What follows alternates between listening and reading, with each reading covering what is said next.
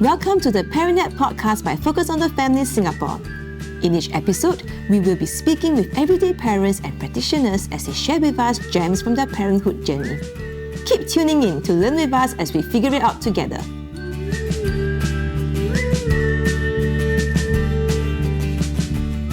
Hello and welcome to the ParentNet podcast. My name is June and today we are going to do things a little bit differently. So I have a co-host with me. Hi everyone, my name is Douglas and I'll be co-hosting this episode with June. Yes, and we are going to have some fun. Okay, so in today's episode, we're actually going to dive a little bit more into the topic of emotional regulation. What it is and how it helps parents and children alike in our daily lives and also in our relationships. And to help us to do this, we are pleased to invite our special guest today, Tina. Tina is a mother of 3 and a wife to Frankie. They have been parenting for the last 20 years and they have so much wisdom to share with us. Please introduce yourself to us, Tina. Hi everyone, as Douglas just said, I've been parenting 3 boys since the first one came out. I am a social worker by training and I decided to stop work. I was a stay-home mom to look after each of them as they came along. So the oldest is already now 22, second is 21, and the last one is 16 this year. To help set the stage for our conversation today, Tina, could you explain to us what is emotional regulation and why is it important? Okay, emotional regulation is the ability for an individual to put the mental brakes on any emotions when we realize that the setting or the context is not suitable for us to have a big emotion. So it can apply to what you call positive or negative emotions, right? It can be happiness or excitement and nervousness, or it can be anger and sadness and rage. All of these emotions are just triggered when something happens to a person. But it's a developmental thing. That means when we are children, naturally we just don't know how to manage our emotions. So when we are sad, we just cry, right? When we're happy, we laugh. It comes out. It's like a little popcorn, just pop, come out. But as you grow older, you realize that, in different settings, different behaviors required of me. And therefore, it is actually a developmental process where the brain learns to go, hey, wait a minute, pause, hold back, make choices. How do you express your emotion? So that whole mechanism is called emotional regulation. Thanks for that very comprehensive, but also very helpful explanation of what emotional regulation is. I like the term you use, mental breaks. And it doesn't come just by birth. We're not born with it, but it's something that we develop and grow. Yes. Perhaps as we also see other people, if you talk about children, that would be the carers, the parents, right, in the child's life who would actually model such so-called mental breaks for the child to learn. Yeah. So I think that's really helpful and a helpful visual to also keep in mind. What are some behaviors and traits of children who may lack such emotional regulation skills? It's very easy to pick out children with emotional dysregulation because when emotions are unsuitably released, so to speak, or expressed in inappropriate ways, it's very shocking and jarring for everybody in the room, in the house, in the school, in the class, So everywhere you are, it's quite easy to pick out people who are dysregulated. So I think the key is age appropriateness. Is it age appropriate for a child at that age to cry in this manner with regards to this situation? So for example, a 3-year-old denied ice cream, goes into a huge meltdown and crying. Most of us will go, okay, the child hasn't learned, so we have to figure out how to teach the child to be okay with being said no to, right? However, if you have a 8-year-old in a similar situation and is denied food of his choice and he goes into a huge emotional meltdown, display a huge emotional expression, explosion, then we go, hey, wait a minute, hello, doesn't this child realize that no is a no and, he should not behave this way? So age appropriateness is a big thing about suitability. So naturally, we are not taught these things, as humans, we just look around and then when things happen and we judge, right? We think this person is of this age or this child is this size, roughly this age, they should or should not behave in a certain way. So that's how you pick out dysregulation because it's just all around us often. But oftentimes some is acceptable because of age, Or sometimes seniors, we realize, oh, maybe they have already deteriorating mental state or whatever, or someone who looks like, encumbered in any way. And we realize, oh, okay, maybe there's a visible reason for this person to behave this way. Then we tend to allow it. Because there's no real emotional policeman outside, right? There's nobody who shows you the stop, think, do, or red light kind of thing. But we just are, as a society, like these invisible police, so to speak. So I guess what I'm hearing is, while a very visible and very explosive tantrum, in the middle of a crowded mall may be fairly common and fairly understandable for a very young child, maybe 3, 4 years old. But this may not be as appropriate, as you said, for a child who is 8, 9, 10, who maybe by all means have learned some of these skills, whether at home or in school, right, about what's appropriate as an expression of your inner feelings, as large and as scary as it may feel. Would this be then a sign that the slightly older child may need some further help or may have an underlying learning need? Very often there would be a reason. So yes, for sure, it could be that they have a neurodevelopmental condition, what you call a special educational need, such as ADHD or ASD, where it then predisposes them to really have very weak prefrontal cortex, which is where the emotional regulation is housed. So the ability to have that mental breaks again is very deficient. So they're acting almost 3 to 5 years younger than their age, than their peers. So that is a big telltale sign. However, you also do have situations where, as you mentioned a bit earlier, where maybe it's never been modeled to them what good emotional regulation is. And also in a setting where they don't have consistent caregivers, or caregivers are very permissive in always saying yes. So imagine a child up to 8 or 10 years old, anything they want, from chocolate to ice cream to any time of day, whatever they want, it's always yes, right? And then one day somewhere, someone says no for whatever reason, and they just get a shock of their life. Like they don't know how to deal with the no. And therefore they just haven't practiced this. They haven't practiced that mental breaks of having to regulate themselves. But usually, even in such situation, such children will still have some abilities because they are socialized in school. So no matter what, don't only have one caregiver. So I will lean towards what you were saying, that generally it does indicate a lot of red flags.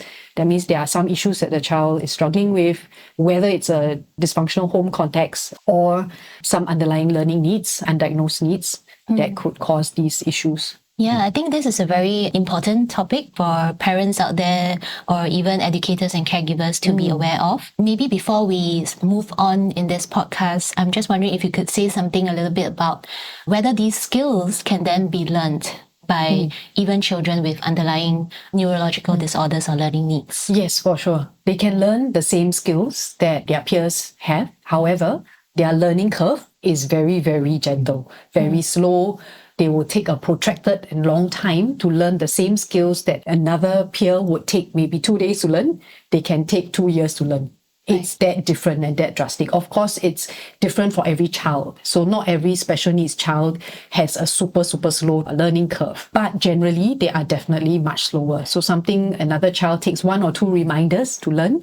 This child might have to take infinite number of reminders in a patient voice and over like months and months. And then suddenly, when they finally learn it, you realize, they've learned it because you've forgotten to check. But adults are usually not always so patient.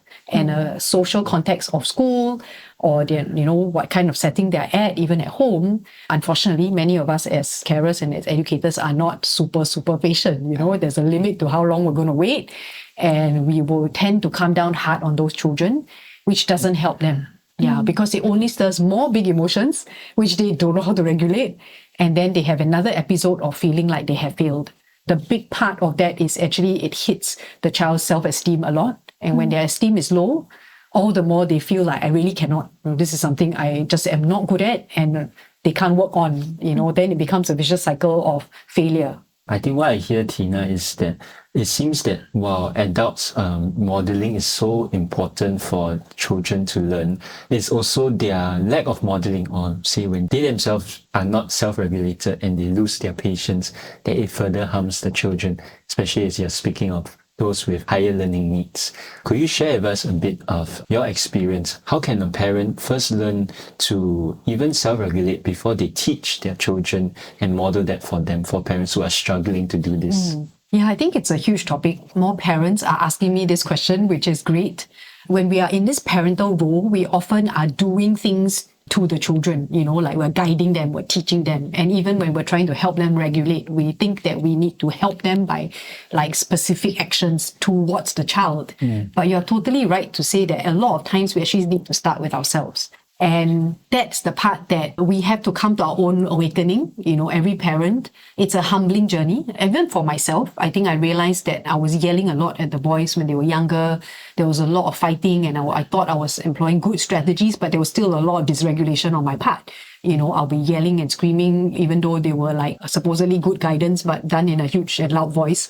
I don't think that helped, and it was a big thing for me to journey because I realized that when I started to pull myself back and regulate myself. My older son, which was only barely a year and a half older, he's 20 months older than his brother who has special needs, started becoming a mini me. He was the dysregulated version of modeling my behavior consistently. And he was only like 7, 8 years old, okay? So he was very innocently, just taking on all the big brother vibes, but from this mother who had dysregulated before.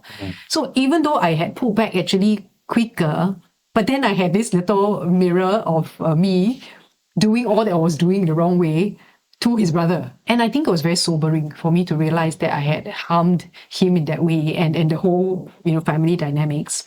And having to pull back from them, right? Like teaching myself and then teaching the big one who was, not that really willing to learn, being only a child himself, and then dealing with the one that is dysregulated. So you have all the dynamics in play. So I think the key is we don't want to blame parents. We need to be careful that we're not saying that parents, you're to blame, because it's true. When a child has poor regulation, just because of that neurodevelopmental condition, they are like that naturally. And how we want to assure parents is we can adjust things. Like we can make a difference by starting to be the one to bring change.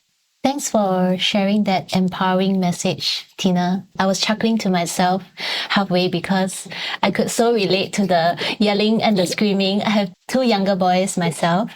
And I recall those years when, it was just so frustrating when they explode or just inappropriate expressions of their emotions, right? It can feel so isolating and so incredibly disappointing as a parent after you have tried and then you're like trying to figure out where you went wrong.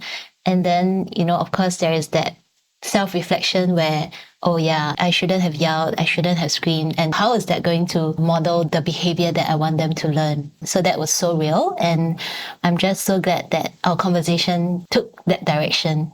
Thank you so much, Tina, for sharing real life stories and even this aspect of having compassion on parents and not blaming them. We would like to go into some practical tips that you could give to parents. What are some strategies and tips that they can use to teach their child emotional regulation skills if they are starting from zero, if they have no idea how to do this at all? I think make learning fun. Not when they are dysregulating, choose times when children are calm, choose a fun activity. There are actually many different like card games, board games that actually elicit different types of emotions, and you can actually either just discuss the emotions or work on it as it arises. So sometimes like certain guidelines can be given because for example, the children get very competitive and then they get aggressive, then they become selfish and that's where explosions happen of emotions. So you can create certain guidelines, certain very quick rules to say, hey, we're going to play this game, but during this game, the first person to yell louder than whatever is going to like have this forfeit or going to have, whatever. Add on certain of these like extra rules onto a game that helps to force the child to regulate. So not exactly force, but like excite the child about regulating in a fun way because they're trying to accomplish the game, they're trying to get more points, or they're trying to not get sabotaged or not get... So that's one way, make it fun, use games. Second thing, I think, make talking about emotions normal. Yeah, I think in Asian households, sometimes we just don't talk about emotions. So just now I talked about all the explosions, but it doesn't mean that if you're a parent that's super cool and keep quiet means that you have good regulation. Because keeping quiet, you can be passive aggressive as well. Okay, and it can be this seething kind of quietness that everybody in the house knows you're angry. So that doesn't work either. Okay, so proper healthy expression is important. To be able to say, I'm angry now, please give me space. So giving scripts to children is helpful, meaning when they do a big tantrum thing, bang things, instead, hey, wait, I know you're angry, you can say this instead. So giving them a script, giving them allowance on what is acceptable, and then saying, can you say that back to me now? Okay, depending on the age. When they're younger, you can do that. When they're older, you just give them a script and say the next time, say this instead. And then try to address the emotion, like by consoling them, hugging them. Less words is best. So those are two big tips I would give. Wow, I think that's really helpful. I like the part where you give them the words to say. I think it would be so heartening and encouraging in the event that they actually pick it up, right? And then they kind of follow through and use those scripts for themselves, whether it's at school, when they are dysregulated with someone, or at home. So that's really helpful. Thank you so much, Tina. Thank you so much, Tina, for sharing with us your experience on not just teaching your children, but even your own personal journey of learning how to regulate yourselves. We know that the journey is not an easy or linear one, but I hope that the parents that are hearing this podcast can be encouraged, knowing that while there are always going to be ups and downs, as long as we are headed in the right general direction and we are adopting the posture of a student, always wanting to learn, we will get there. So before you go, Tina, do you have any last words of encouragement for the parents listening in? I think parents, you're trying your best. So be lighter on yourself. Don't be so harsh on yourself. But every time you think about something, that self-awareness is already something that can propel you to act. So the fact that you're listening to this podcast is help-seeking behavior, which is very healthy. Right? Listen to more stuff. Don't judge yourself by what you listen to. Be more lighthearted about it. Try when you can and just fill yourself with wholesome and healthy information. And when you need to activate those skills and those strategies, it will come to mind, when you need it. Thank you so much. To our listeners, we hope you've enjoyed this episode and picked up a tip or two. Yes, and for more parenting resources, do visit our website at family.org.sg. And do keep tuning in to the ParentNet podcast, as Tina already said, to learn and grow with us in your parenting journey.